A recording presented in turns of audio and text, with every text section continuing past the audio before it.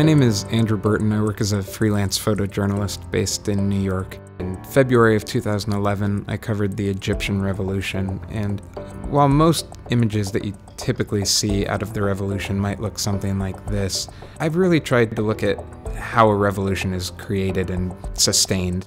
The Egyptian Revolution was, I think, the first major social movement to really incorporate mobile technology and social media. And obviously, if you're going to be using your cell phone a lot during a revolution, you have to charge it, and how does that take place? And I think this speaks volumes that Egyptians were using their cell phones to document this for themselves so that they could remember this time for themselves, and it's not just the media's job to take photos. I was also interested in looking at religion and how that was coexisting, both Muslims and Christians, in the middle of the revolution. This specific image is made on the front line of Tahrir Square. Directly behind the men praying is kind of the front barricades that they had made. You can see that there's a pile of rocks that they've collected in case fighting breaks out again. Some of them have helmets. I like trying to find the quieter moments that are going on inside of larger movements. These things tend to be a marathon, not a sprint. This is the front line. You can see a tank on the bridge behind the barricades. I think from the outside, you hear the word revolution and you think it's one complete package, that once the government is overthrown, a new government will come in and things will go smoothly and immediately. But on the ground, covering the Egyptian Revolution, it was very clear that there were a lot of conversations going on about what the new country would look like. And it was exciting to watch Egyptians talk about that and explore what democracy could mean for them, or what it would mean to have a government run by the people. One of my great appreciations for photography is that you don't have to speak a specific language to understand what you're looking at, that photography moves beyond languages. I think the Egyptian Revolution inspired a lot of what the Occupy movement was.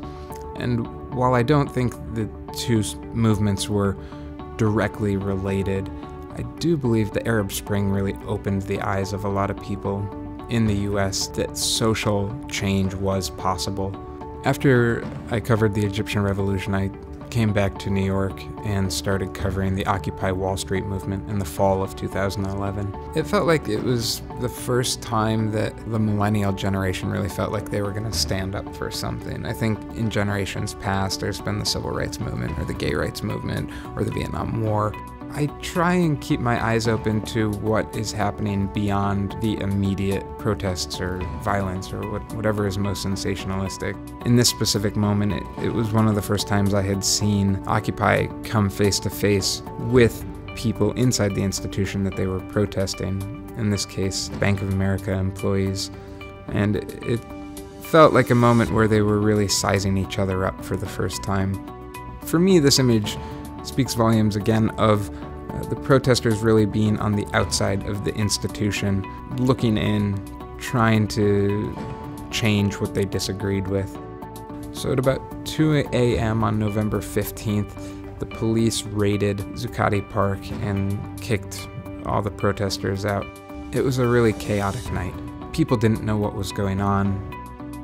This image really speaks of resiliency to me. They had just lost their home base, more or less, but they had still gathered back together, and this protester was standing on top of a fountain, waving the American flag, really trying to circle the Occupy protesters together again.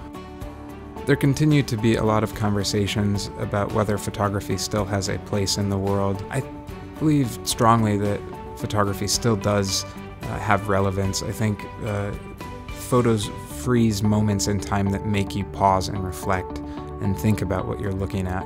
And it's a quieter experience that makes you pause and really consider